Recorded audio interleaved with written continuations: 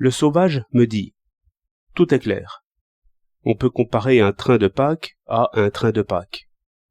2 voyageurs au lieu de 5. Cela veut dire 2 chapeaux au lieu de 5. 2 robes au lieu de 5. 2 billets de 1000 au lieu de 5. 2 banques au lieu de 5. 2 ouvriers au lieu de 5, et ainsi pour tout. » Oui, lui dis-je. Et 2 millions chez le percepteur au lieu de 5. Et les 50 milliards du budget ramenés à 20 par la nécessité, laquelle n'entend pas raison.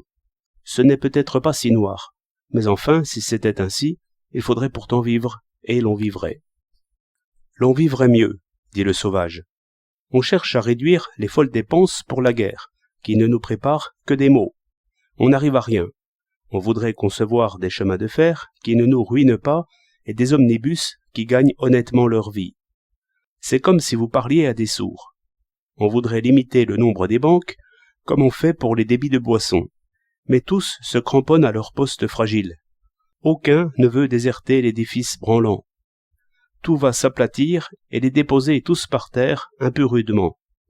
Ils n'en mourront pas. On vit de soupe. On conquiert la soupe par le travail. Tout le reste est traite creuse, du genre oustrique. Cela court de main en main, et chacun y ajoute sa signature à tant de belles signatures. Mais le papier n'est toujours que du papier. La vie de l'homme est sérieuse et difficile. Voici de grands chapeaux de paysans qui s'en vont à la messe. Tant que l'homme ne fait pas durer son vieux chapeau, il est loin de sagesse. Mon cher sauvage, lui dis-je, je n'aime point trop la messe. Il y a des traites creuses aussi par là, et des folies d'imagination. Et bénis soient les physiciens, quoiqu'ils inventent des machines ruineuses, car ils nous ont nettoyé l'esprit. La superstition, répondit le sauvage, était un autre mal, mais il y a 1000 façons de chanter la messe, et, sûrement, ces hommes bien cravatés qui allaient chercher 100 000 francs à la banque, comme on dit bonjour, ne savaient pas plus ce qu'ils faisaient qu'un paysan qui prend l'eau bénite.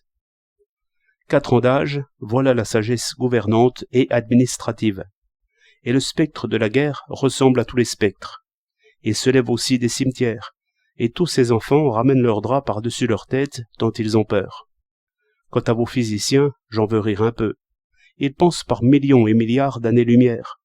Et je lisais hier que l'origine de l'homme remonte à quelques millions d'années solaires, pour le moins. Très bien, mais j'avoue que de 100 000 années à 100 millions d'années, je ne fais pas grande différence, et que les années-lumière m'éblouissent sans m'éclairer. Ces chiffres sont fantastiques, absolument comme les millions des banques et les milliards du budget. Nous pensons par mètres et par francs, voilà notre mesure. Et nos physiciens m'ont l'air de s'habiller un peu trop à la mode de demain, qui sera bientôt celle d'hier. À la terre, à la terre.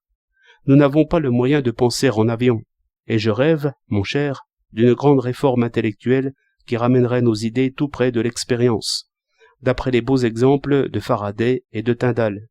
Et l'esprit garderait une plus juste proportion entre ce qu'il constate et ce qu'il suppose.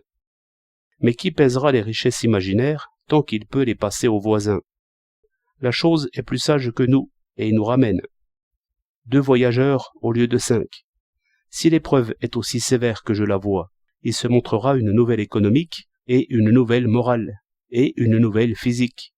Si, par chance, nous sommes pauvres, vous verrez comme nous serons sages.